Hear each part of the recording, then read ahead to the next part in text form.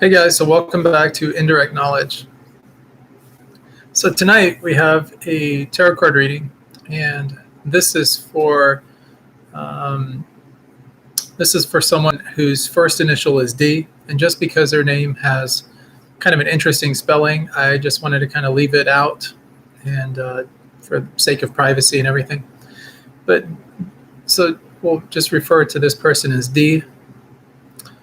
And Dee wants to know her question is, how am I preventing myself from happiness? So let's try and get a little bit of clarity on that for her, and we'll do a tarot card reading. I'm just going to shuffle these cards up a little bit more, just to get them nice and mixed up. So it's been an interesting day. We actually have several of these. Hey, Music 24/7. Sure, you can ask a question. Why not? Yeah, please do. Just doing a tarot card reading right now for D, and then we'll answer your question also. Why not? It's been an interesting day, you guys. It's just been interesting. You guys ever have those days where just everything is really, I don't know, kind of just super busy, and just from the time you get up till the time you get ready for rest, that okay, Music 24/7. Yeah, we'll answer that question here in just a few minutes. So I'm just going to cut these cards here for D, and we'll focus on her question. And I'm just going to go ahead and lay these out right now. That way we get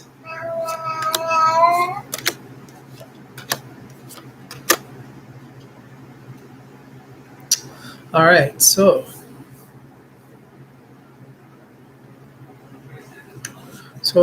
for a question like this, a general reading works pretty good. How am I preventing myself from happiness? That's the question. So let's shut this door a bit. Send the sound out. So the way this works is we'll go through, we'll talk about the past, the present, the future. We'll look at really what the answer to the outcome is. We'll explore a couple of other little things like a person's kind of where they're at mentally. We'll also look at kind of what the energy is surrounding the present situation, the current moment, so that we can get a little bit more clarity and insight into it. And so for the past, we're talking about really what we're doing is talking about really the near past, so just in the recent times. And what we have is the Three of Pentacles. Okay. Sorry, the Two of Pentacles. So the Two of Pentacles, if you look at this, we have the infinity there. We have the balance, it's a if you look at this person, they're kind of balancing money. The pentacles represent money. They also represent just kind of being earthbound, grounded, that kind of thing. You should notice that. Just kind of like, do I do this? Do I do that? It's kind of like there's a puzzlement to that character there. Twos also can represent conflict. So there's sort of some inherent conflict that's going on inside of this person. Maybe pending a decision, some kind of a decision maybe that really has to be made where there's really no choice in the matter. There's a necessity for balance. So we're trying to find some balance in our life in that. So we're talking about happiness. It's sort of like what's leading up to this present moment as far as finding happiness and everything is trying to find this balance, between maybe some different opposing desires or some different interests, but trying to make time or room for everything, and then maybe falling short in some areas, and that's maybe causing some unhappiness or some unease going on. So the next thing that we have as far as a current situation goes, we have the Fool card. Okay, now this is a major arcana card. The Fool is really it's a zero. It's a thing that starts us on this journey. So this is normally indicative of like a new journey or something starting off where we're maybe a little bit naive about the direction we're headed. That also is probably more than likely what's causing a little bit of uneasiness. The Fool can be very happy in the sense that, this, if you're going in a new direction and you're not really sure what to expect, it's a little bit exciting. We can get a little bit of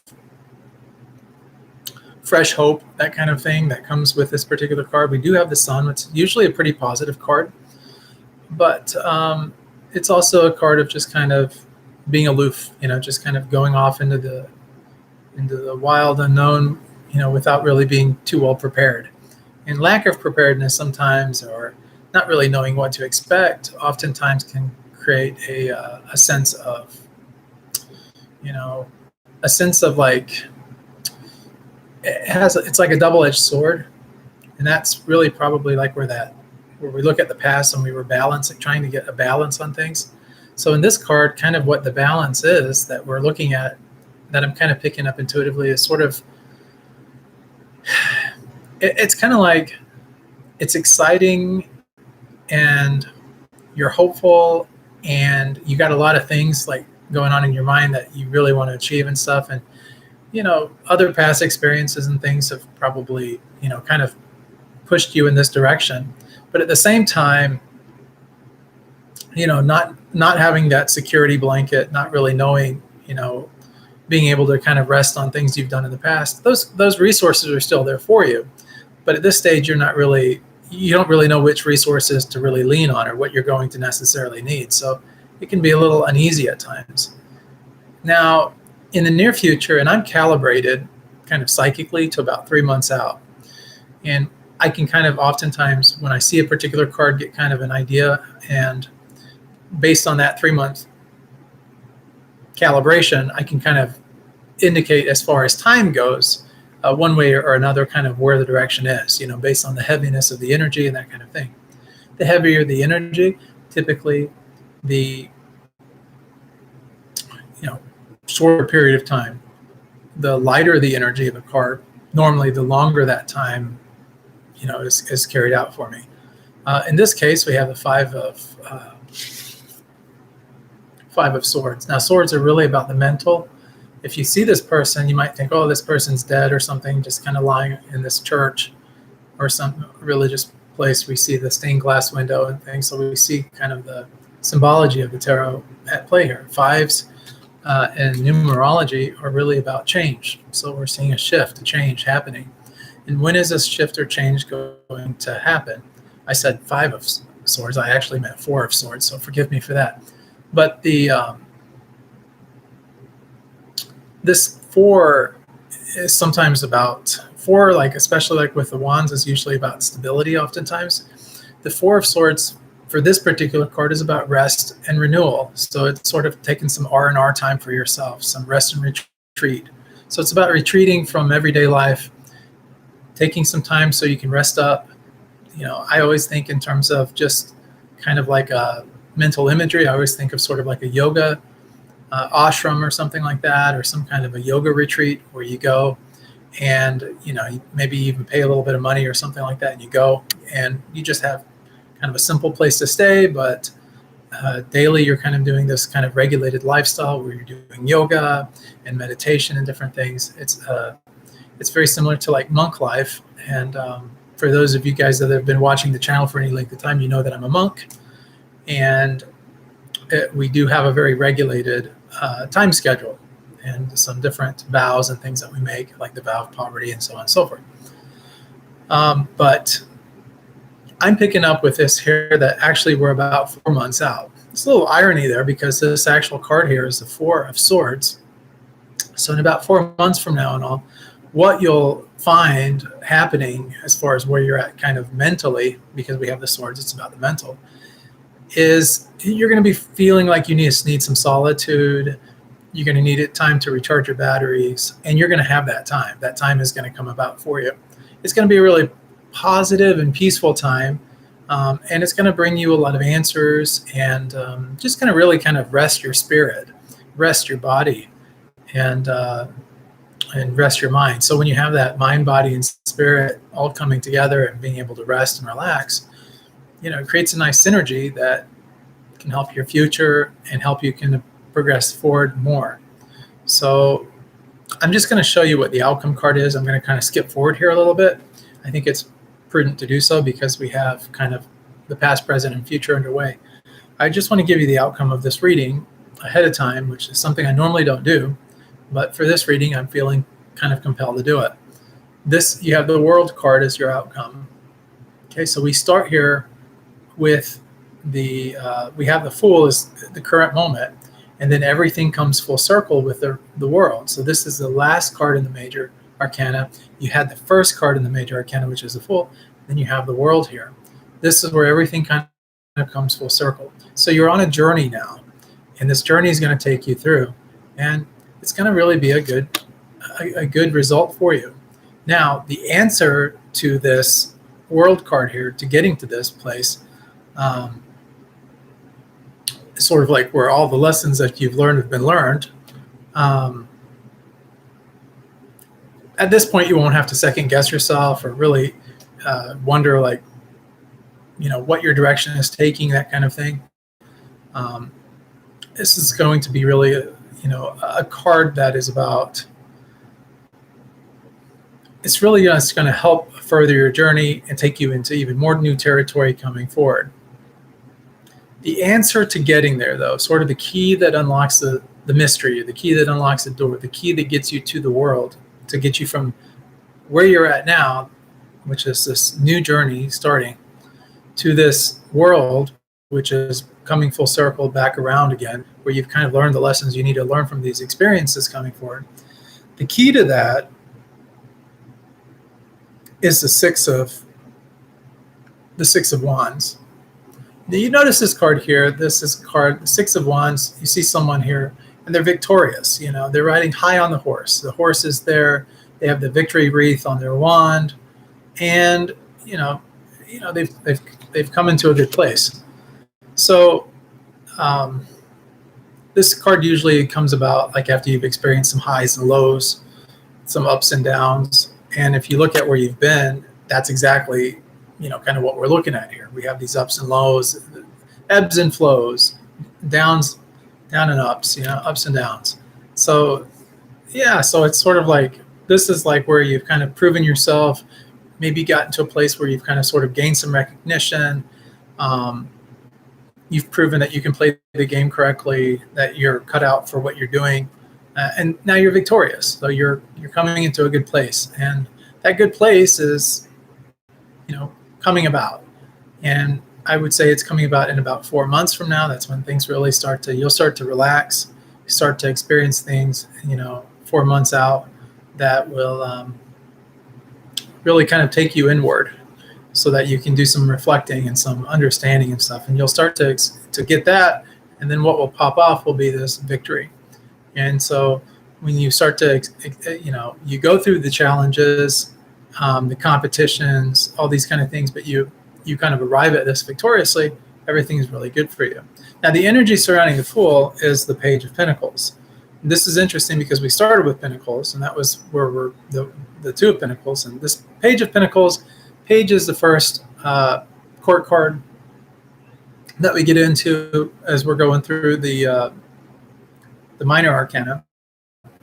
And so for the coins, this is it's a message of money, it's a message of prosperity, it's a message of just, some groundedness. It's very Capricorn energy. And that's, essentially what this is. Pages are messengers, they bring messages.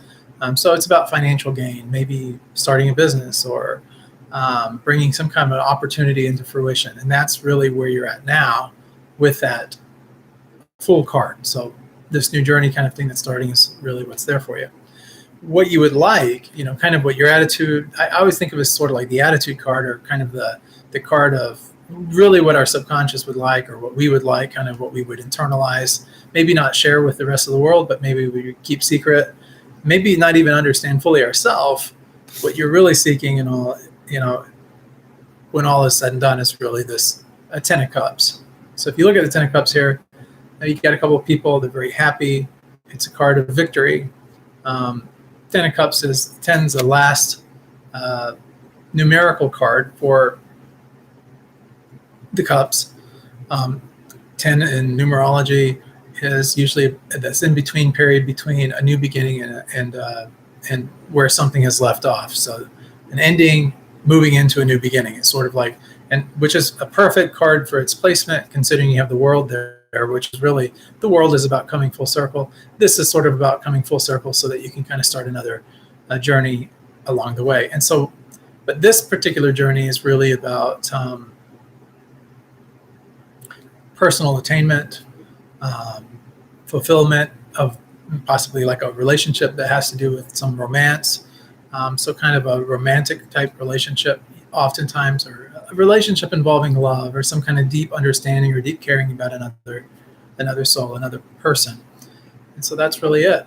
So it's a very, very, very good reading for you. Very, very positive. I mean, you're just kind of hang in there for now is what my advice would be. I'm picking up that, there will be a couple highs, a couple lows. And so getting those emotions, getting that happiness factor in check, it's going to be a little bit of a process. You don't really have to do a lot to do it, though. You just have to kind of weather the storm for maybe the next few months. About 4 months out, you'll start to see things happening and things start to come full circle for you. You'll have a period of time where some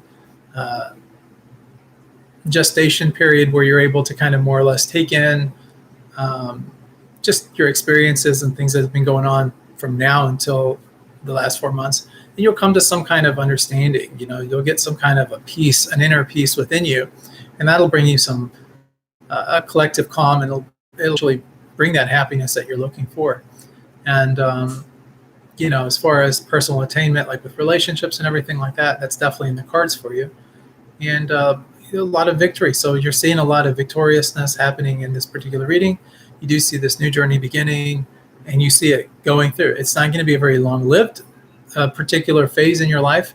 This one here will be more short-term before you'll start into some other realm. Maybe about 10 months out is about what I'm picking up. So from now until about 10 months out, you will be kind of in this new realm of possibility, new things happening, maybe even 11 months out. It may be as long as 11 months. I don't see a full 12 months happening, though, for you.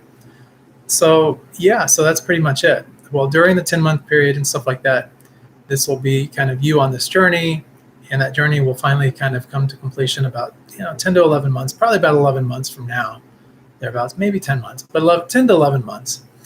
And in 4 months from now is this, like I said, gestation period where you're able just to kind of have a little R&R, very peaceful time for you. Some realizations, recognition, things like that will start to come into play for you.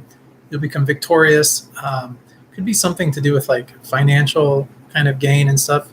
Also some relationship gain on some smaller scale, but that will start to come into play for you. And you'll essentially be in kind of this nice period of moving forward in your life for about 10 to 11 months. So after that, some new doors and new things will open up for you. And, at that time, if you want another reading or something like that, let me know. We can do that then. Other than that, that's pretty much what I'm picking up here for you. So Dee, thank you so much for, getting a tarot reading. I hope this has been informative for you. If you need anything, please reach out to me. Let me know. I'm always here for you. And now we'll do a reading for Music 24/7, who just asked a question. So, so let's do that. I'm just gonna go ahead and shuffle these cards again and get them shuffled nicely, and just bring some. So Music 24/7, the question that they would like to know is, what is my destined career, my purpose in life? That's a good question. I know, especially like when I was younger, and I know a lot of other people, sometimes me and the monks have had conversations about this, very often. Like, what is it that kind of brought you to the place where you are? How did you find your destiny, or how did you find your calling or your purpose and that kind of thing? And here's the thing, one of the things to really keep in mind when you're younger, it seems like you have the whole world in front of you. As you age and mature physically, and you live enough life, I guess I would say, you start to have different types of realizations. It's fascinating the way it works. Like when you're young, it's like you're trying to like really make a name for yourself, or build some kind of future for yourself, or really just kind of feel like you have a place in the world and what that place looks like. It's sort of like we're really looking for our destiny or dharma, these kind of concepts. As you get older, though, and you've just kind of naturally progressed through life, whether intentionally or accidentally, and that's always a debatable thing to think about. You start to realize that life isn't permanent. Like we're not in the same situation permanently, and that things do seem to change. We do see this all through life. We see changes happening, but we don't really start to really recognize or see those changes for what they are until maybe we hit our 40s, maybe somewhere around that time. And then life, especially when you start to see some people pass in your life, people that you've known, that kind of thing. I'm not trying to like be a sour apple here or anything, but it's just a different kind of mentality that you take. You become more, I don't know, you become more okay with things. Like the things that would have frightened you in your 20s and maybe even 30s, maybe about just taking care of yourself and taking care of the family, or taking care of, or creating this future, or what ifs. The what ifs kind of start to go by the wayside, because it's already, you don't have to worry about. We'll do a reading for Music 24/7. So I'm just going to go ahead and put these out here. And we'll just kind of get some perspective here.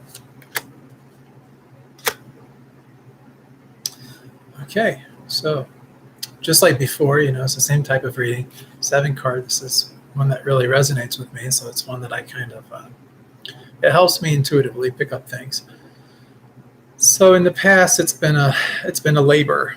We have that kind of being proven. This, of course, is the short-term past, and we see it. It's a heavy burden that this person is carrying. It's this 10 of Wands. Wands is about action. So, the more wands you have, the more action and the more work and the more activities that you're engaged in, and to the point of exhaustion. Look at this poor guy here. He's got so much to have to deal with, and that's what it is. It's tiring. It's labor intensive. It's burdensome. We see a lot of this. You're successful, but it's kind of a difficult situation in terms of maintaining that success. You're overworked for one thing, and you basically tend to be the type of person maybe that overcommits a lot. And that was some kind of a, it's a behavioral pattern. It's one of those things that you start off on, and then it just kind of continues, until you get out of that cycle, that loop.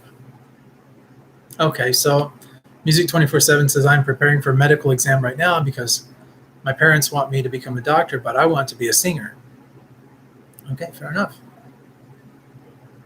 So yeah, you see this thing, oftentimes there's a disconnection there between what, maybe our parents want versus what our soul is calling us to do. And oftentimes the thing is, like, especially with younger people, we have a tendency to, this idea of following the heart, or doing these kind of things, it comes really from that. It comes from the soul. It's from the heart. It's from a place of emotion. Parents, on the other hand, their mindset is a little bit different, and it's more about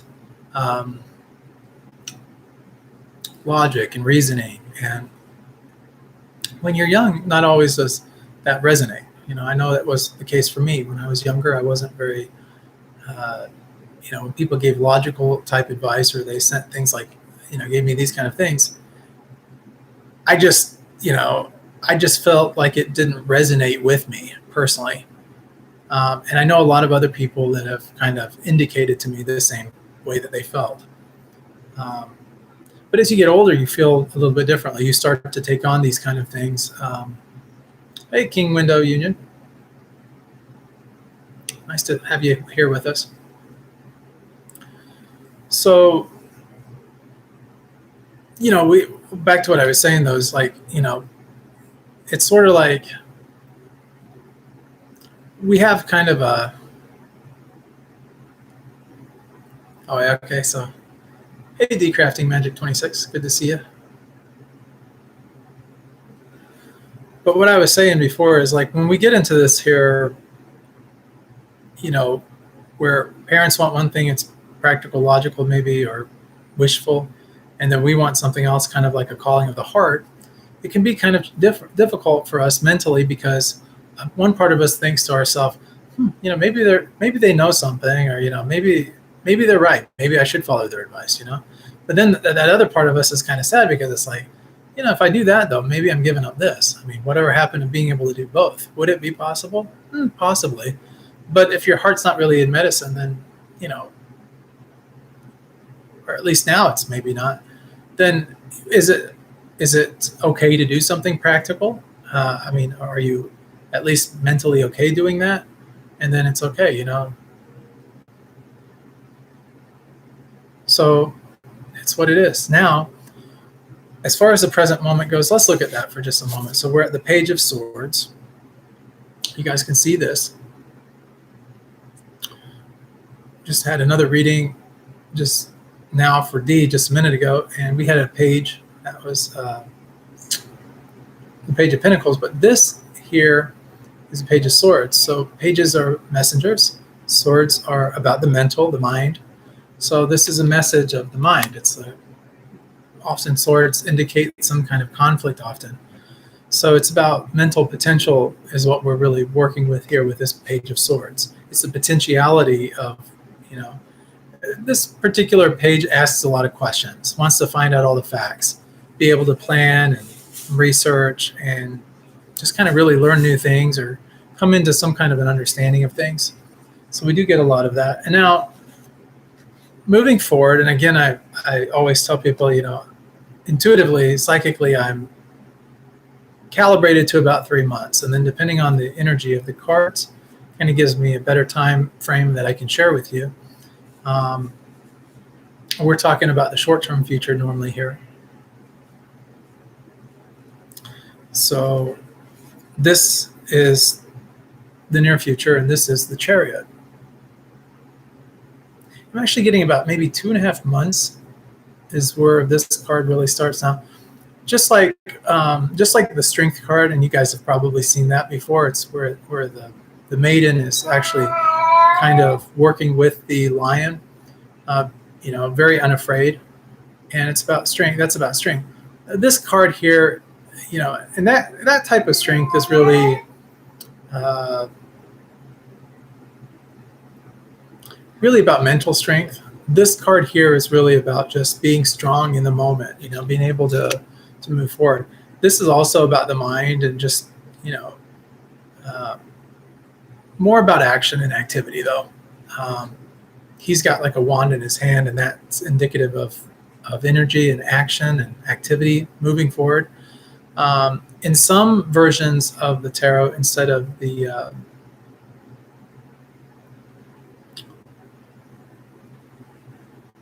instead of seeing this, oftentimes you'll see the horses pulling the charioteer.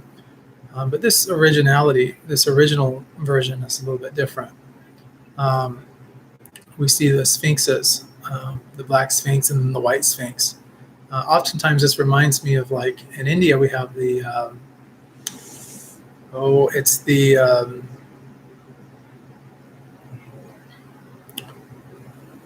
it's a famous, I'm trying to think.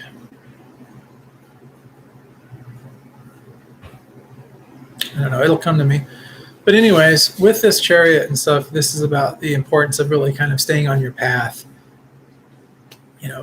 It's kind of having this unyielding willingness to really kind of navigate the course.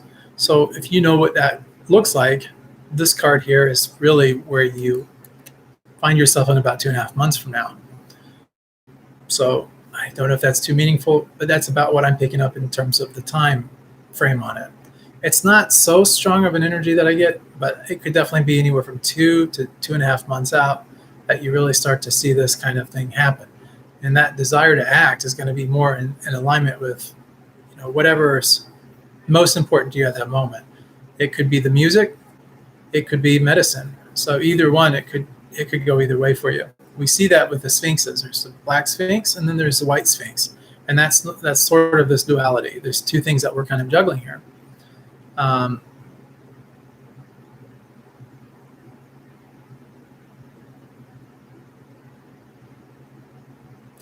Great. So Music 24/7 is telling us in the chat here, I seriously don't want to give the exam or become a doctor in general. I really want to make music, but afraid to go against my parents. But I will go after it anyways. So yeah, sounds like really kind of where you're at is the music, like really trying to do that. That's really a good thing too.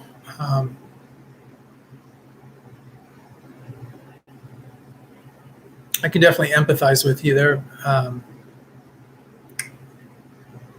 At university, I play piano, and so I won't say good or anything, but like, I played piano at university, and I studied classical piano and different things. And of course, I've been playing in churches and so on and so forth. But this is, I think music is one of those things that just kind of stays with you. I mean, if that helps you a little bit with it. Like, I know for me personally, though, even though my professional path, I guess you would say, or my calling was more to become a monk and to move into this particular direction in my life, the music was just sort of secondary, but it's always kind of been there. So even today, like, I play harmonium, like, on a daily basis. We do what's called kirtan, which is like group music and different things. If you're familiar at all with that, of course, it's just something that is just, part of everyday life here. That's an aspect, I would say, but it's not the, it's not like I would say the most important thing per se to me personally.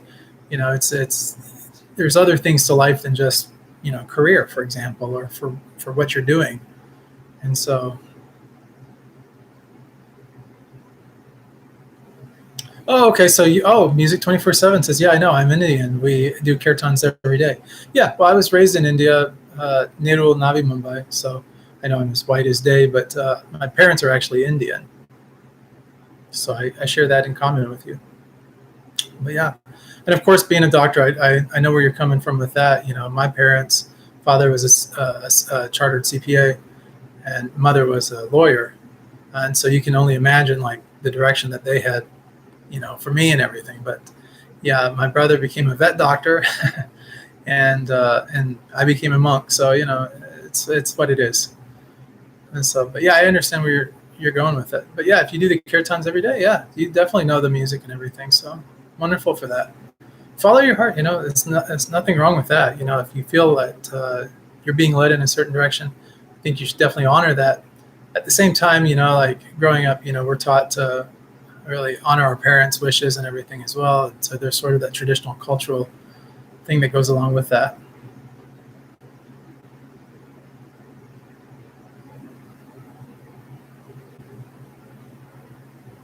Yeah, so the King Widow Union says, that's really cool. Totally follow your Dharma, man. If the medical stuff doesn't sit with you, it will grind against your soul. And so Music 24/7 comes back and says, yeah, I really wish my parents accept me for who I am instead of pushing me to do something I don't like. Yeah, unfortunately, like with Indian parents, I'm just going to tell you honestly that that's often very much the case. It's almost unless you do something better than what they ask for you that, it's very challenging, I guess. But, I'd say follow your soul, follow that calling, and that is my personal advice, really. But let's see really what the tarot also has to say on it. So the Ace of Pentacles is really the answer. So Pentacles, of course, it's sort of that Capricorn energy of stability. We have the proverbial hand here. We have the Pentacle here, which is symbolic of money, wealth, stability, those kind of things. And kind of in our culture, it would be more like materialism would be a good word for it, is really the key. we'll talk about the outcome here in a minute. We have the Judgment card, which is the next card. That's the energy surrounding this Page of Swords. We talked about the Page of Swords and about, really doing planning and researching, learning new things, asking a lot of questions. It's about that mental, that message of the mind, mental planning and that kind of thing, being able to find out all the facts and everything so that you can kind of, pursue the things you need to pursue. The energy surrounding that is this Judgment card, though. When we see the Judgment card, it's about revelation. I have known, in fact, I have a very good friend, in fact, who did, they're Indian, but they were actually brought up, in a different country. I'm not going to get into it. It's kind of their business and that. They brought up into a different country, but they actually became a doctor, a really prominent doctor. I mean, they had done a lot of good, and but it bored them because of they were a Sagittarius by nature, but it actually bored them. And even though they'd done a lot of good with it, they actually ended up starting a company and becoming an entrepreneur, and made a boatload of money and never looked back. And of course the parents, and they brought wealth back into the family. They just, it's like everything this person touched just turned to gold, and everything was really positive as far as the financial side of everything goes. And that's really what their calling was.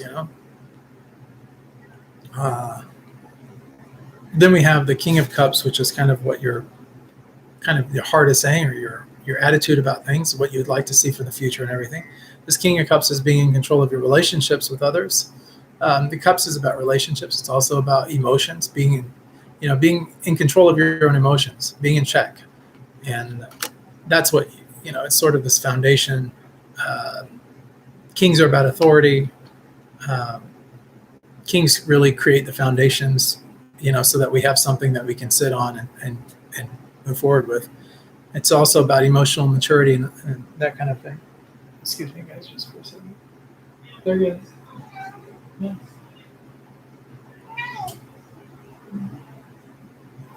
Sorry, guys. So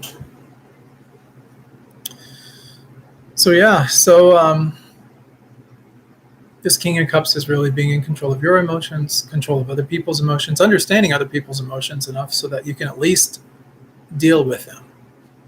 And that's really a big thing here in this particular spread, is just being able to deal with other people's emotions, especially the parents, understanding where they're at, and then just, being able to learn how to handle them is a good way of putting it, like in a nice way, in a sweet way. Finally, we have the outcome. The outcome is the Queen of Cups. We just had the King of Cups. We might as well have the Queen of Cups for the outcome. Close enough. So there's a very close synergy here between the King of Cups and the Queen of Cups. The Queen of Cups, we said just a minute ago that kings are about authority, setting foundations. It's about really being able to objectively and pragmatically deal with other people and their emotions so that we can influence them in that direction. The Queen of Cups is about influence. So it kind of goes hand in hand, It's really how you interact with other people, how you interact with yourself. It's really about emotional influence. Empathy comes to mind on this, being empathetic with other people, understanding how other people feel, interacting with the parents based on how they're actually feeling. Once you understand that, you understand the best way to really handle them emotionally.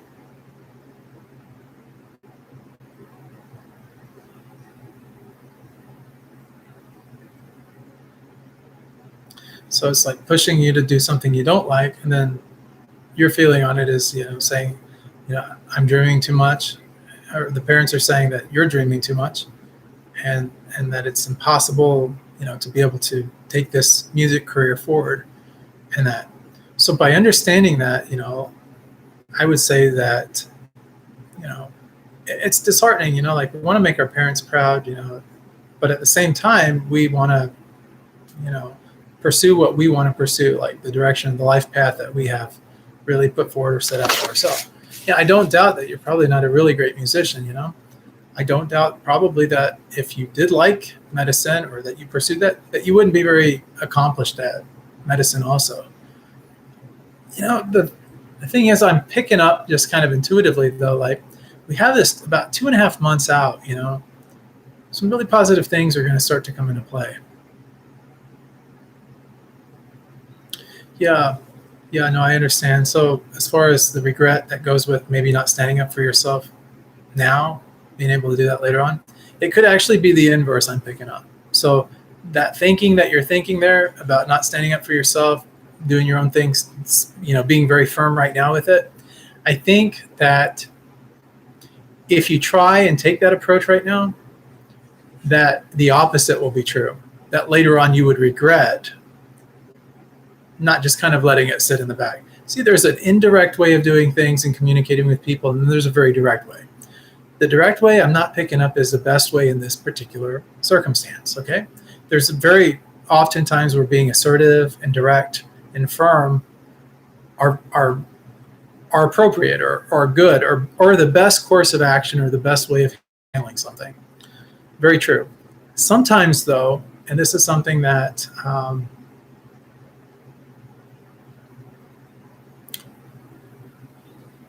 is something to understand or to recognize also. It may not feel right, or it may feel like you're taking a weaker position, but it's actually not the truth. And that's this indirect approach. In fact, this channel is called Indirect Knowledge because, essentially, it's not about being passive and not standing up for yourself. It's about really taking the high road. And the high road is just that, okay, so you sit on these exams, right? What is it that really causes us, if you think about it objectively, I mean, music's great, I would say it's great, it's like the language of God, in fact. If you look at Sanskrit, coming from an Indian background, maybe you have some understanding of Sanskrit or you've read shlokas and so on and so forth. Bhagavad Gita, that is, or something. But if you have like this understanding of Sanskrit is a song language, right? It's a music of language. And all music has its presence within, its foundation is language, right? Language is really synonymous with music in terms of its original purpose. Today we talk very practically, and we can say things in a nice way without really having a melodic cadence, so to speak, in terms of how we speak, like they may have done, many thousands of years ago, like in India, when, I think I went to visit one village one time in Uttar Pradesh or someplace, and in that village, they only spoke Sanskrit. I think there's maybe like, if I'm not mistaken, one of the priests there was saying something like there was like maybe really 3 places where they spoke Sanskrit, but it was really beautiful. I mean, to hear people actually speaking Sanskrit in a very melodic way, Om Mujjad Manu Sahasrabha Chaturbaho Samanvitat. Just to hear that, it was just very beautiful. I mean, it was, just you kind of felt a closeness or a connection with the divine just listening to the people communicate. I mean, it was very beautiful. Not that Hindi and Marathi and Gujarati and all these other Indian languages aren't really beautiful too, but that original Sanskrit was just really fantastic to be able to experience. That was just, otherworldly kind of experience. So music does have a very, definitive place. Yeah, doctors and engineers.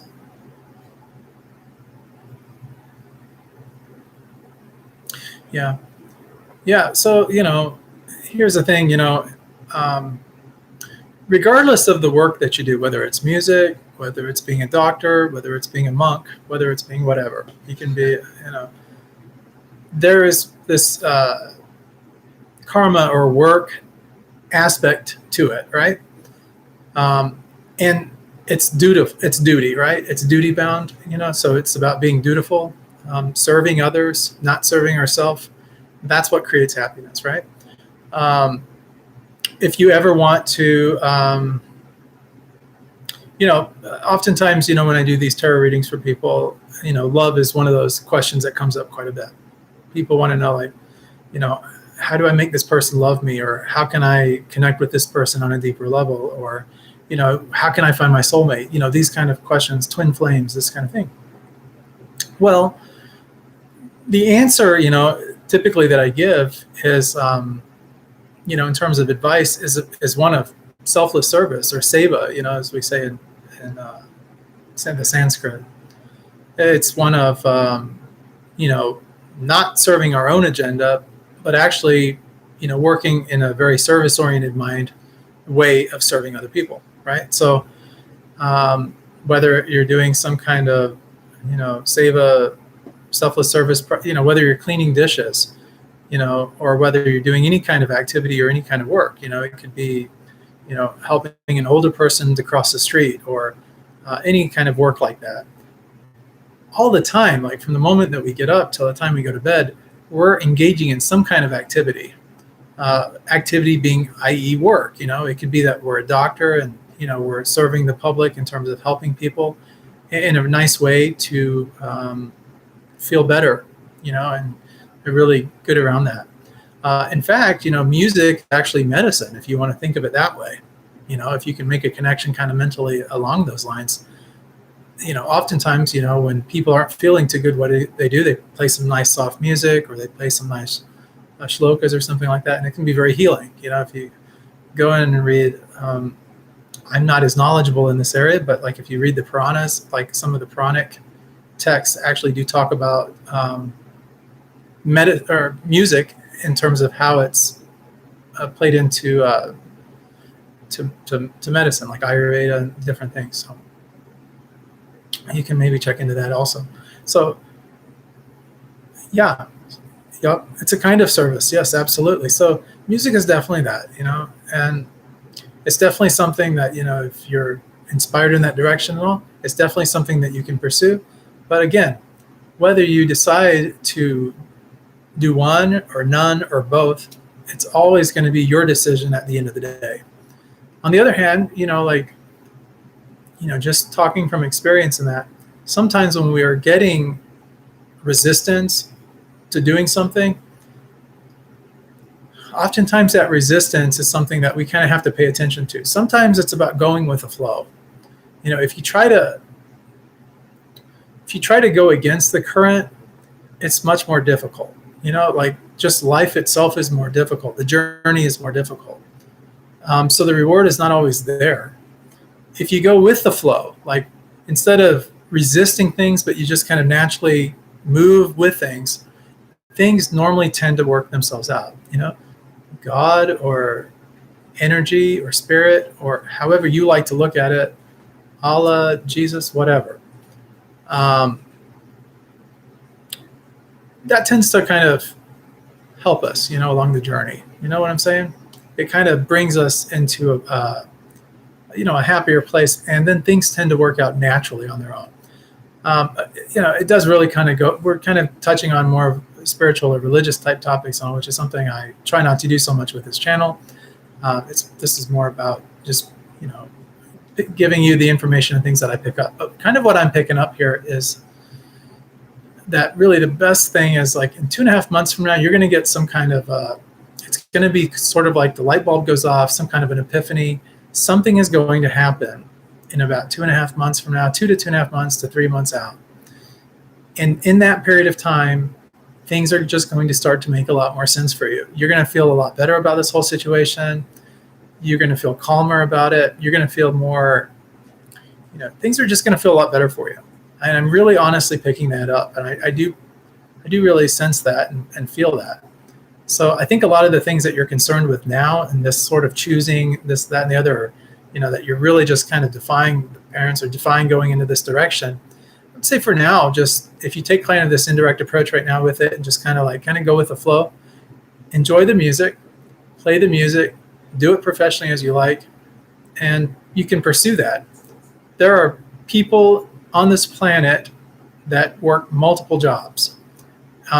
Some can be doctors and lawyers at the same time. Knew a guy that was a doctor and a lawyer. Now, how he managed that, I have no idea. It's too much for me to comprehend, to be honest with you. My limited thinking, I would say. But the guy was a doctor and a lawyer. I knew a young woman one time. She worked at a hotel and she managed a hotel. And when she wasn't doing that, she was deep frying chicken at some kind of a resort on the water someplace, you know? And she was taking care of a family at the same time doing that. She had a husband at home that was at home that did not work. And she had a young child at the home that he basically watched while she was working day in and day out. And I want to say that she also was pursuing her education at the same time. Wow, you know, like some people have that in them, that desire and that drive. So what I would say is just kind of go with the flow. If the parents are kind of really talking about, no sleep. If the parents are really kind of like pushing the engineering or being a doctor or computer science, whatever it happens to be, it's because, you know, that they're coming from where they're coming from, right? It may feel, you know, unhealthy to you to even think about that, you know, especially, you know, because you want to do your thing. My brother was very much that way. Like I said, my father was into math and numbers and wanted him to pursue accounting and take over the family accounting practice. He's 4 years my elder. And that's just not what he wanted to do. So he pursued medicine. He loved animals, and so he pursued that direction.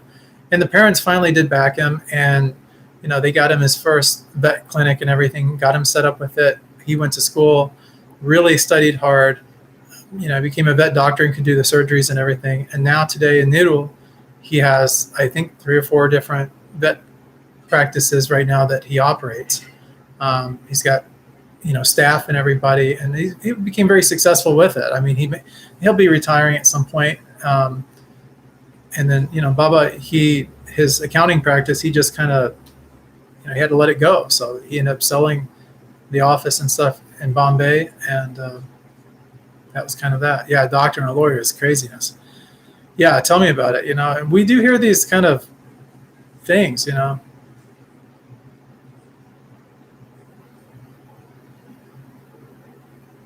Yeah, the music is kind of, you know, music is one of those things that just from a practical level, when you're looking at someone, you see the young people wanting to get into music and all, it can be sometimes short-lived also. I mean, you kind of think about it from this vantage point. Who listens to music as far as musicians that are wildly successful, the ones that really are, you know, super famous, you know, especially like pop culture and different things like that, who is their typical target market?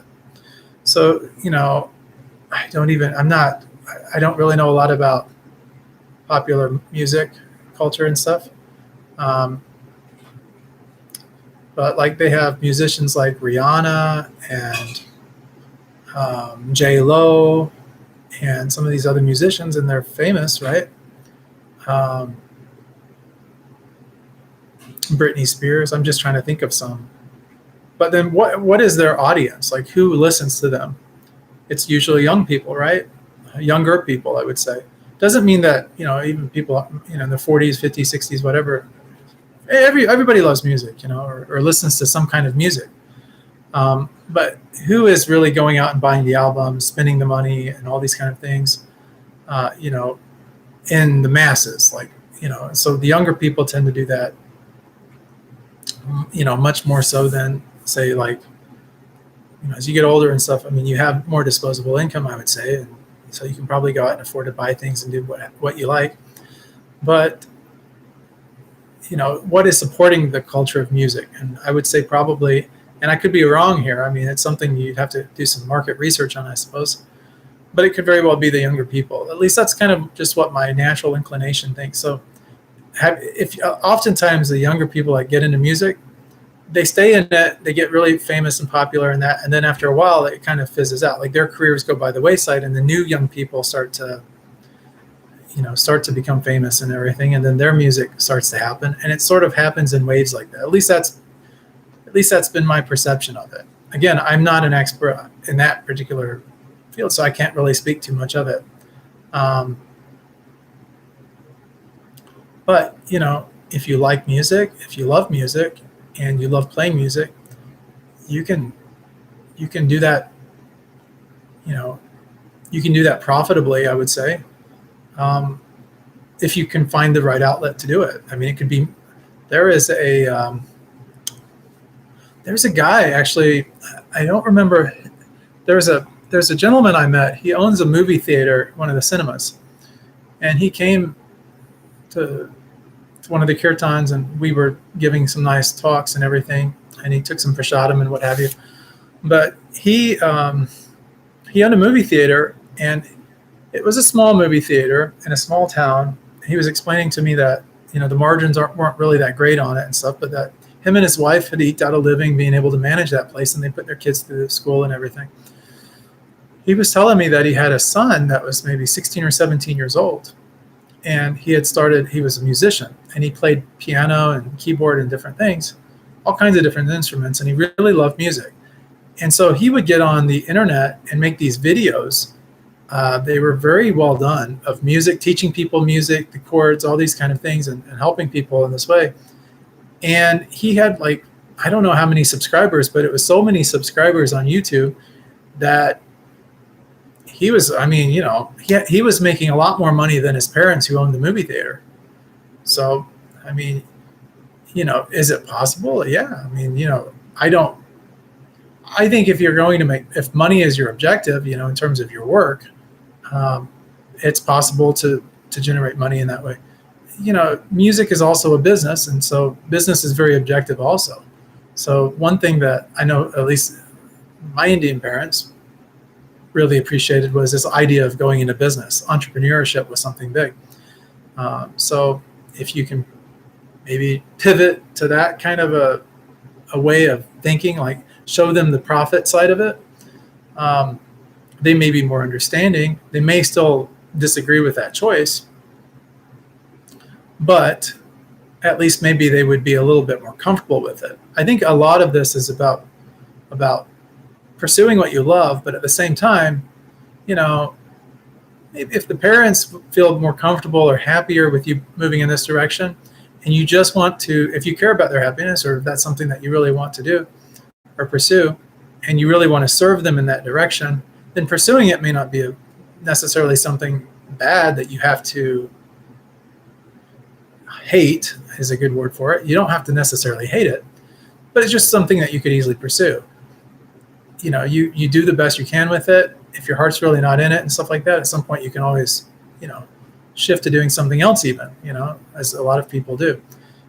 Growing up in India, in my time, I'm quite a bit older, but back when I was young, growing up over there, people got a job once and that's what they did their whole life, so they kind of just went in that direction.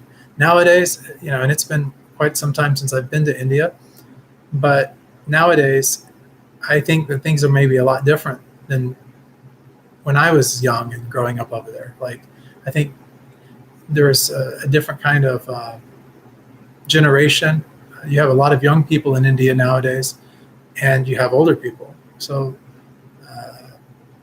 that newer generation is really going to be inspirational, I think, in the years to come, and technology and stuff has really helped India in many different ways, and continues to do so. And so, yeah, things are becoming more and more progressive. Yeah, you will definitely figure it out. And in 2.5 months, that's pretty much what I'm picking up is where you'll really get to. Thing is sometimes I don't know if you guys have ever had this experience or not. I have, and so I can share it with you. Have you ever tried to pursue something? I'm not just talking about career here, but you pursue a direction and you really want to do something, and so you say, I'm going to do this, right? And then you go off and you go to do it. And then once you actually start to get into doing it, the reality of it actually hits you, and it's not exactly as glamorous or as as what you would have thought it would have been. I'll give you an example. So years ago, back when I was at university, I had an arranged marriage and everything, and I was taking care of a family, and going to school at the same time. So it was, at that time I was handling quite a lot. So I had the family part down. I had the university studies down and everything. I went to a good university. And then I had to get a job. So I had to figure something out that could earn me enough money to take care of my family while I continued to do the school. And I was doing the school mainly for my parents' sake. That's would make them happy. So what happened was someone was telling me here that sales was really the way to go. That if you could become a salesperson, or if you could sell, you could make a lot of money and work very little. So you could work a little bit, make a lot of money, and then go to school and life would be great, right? And I was like, when they told me that, I was like, yes, that's exactly what I want to do. I'm going to go out there. I'm going to become a great salesperson, learn the art. I'm going to be like the best salesperson ever. And this is what I'm going to do. And I'm going to pursue this and make all this money, get through school, and then just be very, very successful and financially rewarded and everything like that. And then, yeah, that would be great. Parents will be very proud of me. Everything will be great. And it sounded at the time, I was so attached to this idea that that's exactly what I did. So I went out and got a sales job. I was surprised how easy it was to get a sales job. When I went in for the interview, I didn't really have to sell myself on getting the job. The person that was recruiting me was actually trying to sell me on the job. And I was easy to sell to. I mean, I was a little gullible, I guess you would say, kind of like the fool in the tarot here, just a little naive. And so they told me, they said, okay, Chandra, this is a great job. You're going to be fine. Look at you. You are an ace. You are a winner. You're going to just dominate. You're going to make so much money. You're going to be making six figures in like 3 months from now. And this is going to change your life. They told me whatever they had to tell me to really convince me. I was like, yeah, this is great. I'm going to do this. This is going to be fantastic. So it sounded like a great idea. Everything was great. I went home. I told my wife. I was so excited, so ecstatic. I was like, this is it. I found my calling. I'm going to go be a great salesperson, make six-figure salary. In a couple of months, I'll be doing really well. And yeah, everything will be great. Get through college, make the parents happy. I'll be happy because this is going to be great. This will be what I want to do. So, so I ended up doing that. And so I went to, at the time I was selling Yellow Page advertising. This was in the Yellow Pages. Now, this was at a time where people still used phone books, but it wasn't so popular. So it was kind of dying off. Like maybe people still use phone books today. I don't know. I haven't really seen a phone book in some years from now, and I don't get them delivered. So I don't even have a landline. So I couldn't really speak too much on Yellow Pages. I think everybody just kind of, says to their phone, nearest doctor's office or nearest, whatever. And then that's what comes up, and then that's what they normally go with, right? So the internet's our phone book now, I guess. But at the time, people still bought Yellow Page advertising. They could see the value in it. And so that's what they wanted me to do. Yeah, of course, I've heard about manifestation, law of attraction. Yeah, of course, what you think about, you bring about. Yeah, absolutely. Thoughts create things. In fact, if you're familiar at all with like any of the, ancient Sanskrit literature and different things like that, they had this stuff called chitta. Okay, so chitta was like the English translation would be like stuff, and this chitta was like this. It was a substance. It was an unseen substance that is what actually created, physical, tangible things, right, into reality. So it's sort of like where thoughts were made of this chitta. And then these thoughts, as you thought about something long enough or you focused on things long enough, things started to kind of congeal together, and the universe or God or whatever started to bring things into fruition, into reality for us. So that was sort of that. Just to finish up here, though, so my story here, not to be too long-winded, I went out on the job to go do the sales job, right? They put me with a really great salesperson that was really fantastic. And we went out, we made sales the first week while I was in this training period. after a week, I felt so convinced that I could go out and replicate exactly what that person was doing, that I was going to be extremely, extremely successful. And the person that I was training with happened to be one of the best persons in the company. They sold me. But anyways, that next week came around and I went out to go make sales. And first day I didn't make any sales. Second day I didn't make any sales. Third day I didn't make any sales. And I was becoming pretty desperate to make some sales because, every afternoon we had these little sales meetings and we had to report our numbers. And I wasn't reporting anything. Some other people were, not a lot of us, but some other people were, some successful people were really doing that. But it just wasn't really for me, and I was getting really nervous and kind of bummed out about it. So I went home, I explained my situation to my wife, and my wife said, well, you've committed and dedicated and put so much energy and effort into this, you can't quit now, And a part of me was really doubting myself. And, a week earlier, I was like, I was the person that was going to go out and sell everybody, outsell all the people in the company. I was so excited about it. And a week later and all, I'm feeling like I'm the worst salesperson on the planet, that I can't sell anything to anyone to save my life, and that I just wasn't really cut out for the profession. And that reality of coming face to face with it, in the moment, it was really scary.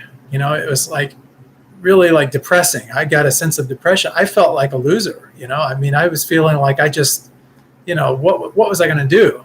Like, this is just obviously not working out for me. And I had put so much time and energy and effort into this that I wasn't going to be getting a paycheck because I wasn't making any sales. Therefore, I wasn't going to be able to take care of my family.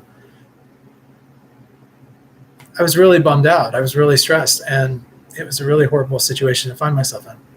So the reason I tell this story is not to depress you or to concern you, but it's just that sometimes when we're really gung-ho or really like, selfish with our direction is what I would say, like, well, we're just really, this is what I want to do. I'm going to do it. I don't care what anybody else thinks. So oftentimes when we're in that direction, God or the universe, whatever you want to call it, sometimes has a way of humbling us, and for me, it was in that moment of like, wow, maybe I'm not as good as I thought I was, or maybe this just isn't really for me. And when that happened, I was like kind of taken back, like I was taken aback and, really depressed. So what happened is that I was about ready to throw in the towel with the sales job. And then someone came along. In fact, the same person that had taken me out the first week took me under their wing. I went out with them a few more times, and then they actually taught me some really invaluable skills that really helped me. And then I could be very successful in that job. And I was for a period of time until, I got through university and things went on. Yeah, awful job for many. I guess every time, I tried it briefly as a side job, and it was just authentic. I'm reading, guys, what King Widow Union is saying here. Yeah, antithetical to everything inside. The Myers-Briggs test is a good test. It kind of gives you an idea of kind of what would be good for you or the right fit for you. It's a good test. I definitely recommend it. Yeah. So, you just sometimes have to sometimes it's okay to be a little humble, and just to kind of sit back. The parents are saying, maybe try this. Yeah, why not, but don't, like, I wouldn't, had my dad really pushed accounting on me and said, Chandra, you're really good in the maths. You should do this, take over the business and that. Your brother's not interested, but you take it. To make him happy, I probably would have pursued that, but I was like 4 years younger than my brother. My father was getting ready for retirement age, and, he was more or less getting out of it. So that wasn't really brought to my reality in that. So guys, I do see that some of you guys on here would like to ask some questions on that. Right now though, guys, it's about 1:08 in the morning, 1:08. It's kind of a good number there. 108 beads on a Rudraksha or something, or like a mala. But anyway, yeah, so my best advice for you is to just hang in there. A couple of months, 2.5 months from now, some insights, some different things are going to come about. The whole situation will be flipped on its side. So you're not going to see, it'll be a really positive time for you. Let's just put it to you like that. A lot of this unsettled unease and stuff like that will really dissipate, and you'll come more into yourself. You'll feel better about the whole situation. So for now, I would just say, don't stress so much. I wouldn't, say anything critical to the parents. It's okay to express like your interest in music and everything. But if they say something like, you should really pursue this and that, say, of course I'll respect your wishes and everything. As long as they understand that, you're not against them or critical of what their career paths were, or as long as they don't feel like their advice is going unheard or that they're not being accepted, by you, then you're going to be in a much better place mentally. They will feel better about your situation. You will feel better about your situation, and then you'll have their support as well. Then what you do as far as with music and everything, that's entirely up to you. I do see that you could be successful with music. I'm just not so sure it would be something that you would do in the main. But I do see that you could be successful with it. I see it from a business perspective, though. From an entrepreneurial perspective, that somehow it could benefit you in that way. Maybe selling or sales or something like that in that kind of a situation. But as far as like with the being a doctor and stuff, I think you would be successful at it. I'm picking up success from you with that. And I don't really see that you'd be necessarily unhappy with it. It just may not be something that, like your starting life, your starting career, it's not something that you really, that you would like to be successful at. You'd rather be successful with the music. That's more where the heart is. But from a practical perspective, it's like, you could do it. I mean, I get a sense intuitively that you're intelligent enough to do both, and that you could easily probably do both and be successful with both. So that's kind of what I'm picking up. I hope that helps a little bit. Yeah, so that's pretty much it. If I pick up more, I'll let you know, obviously. But yeah, guys, so other people have were wanting to ask some questions and things. We could do that, but I have to end this live stream right now, and then I will be doing another live stream immediately following this one. But I'm going to have to be a little bit more vigilant in doing these because I have sort of a responsibility to get so many of these done. And I've got several people that I've already promised tarot readings for, so I have to kind of get to those. If we want to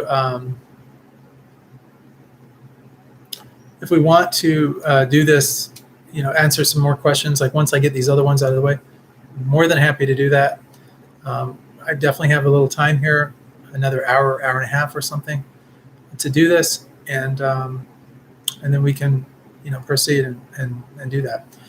If you guys would like me to do tarot readings for you, you can always email me also. And then the next time I do this, which may be tomorrow night, or it likely will be tomorrow night if we have more to do, then we can definitely do that. And I can maybe get those for you and that. So the email address, I'll have that in the description below this video.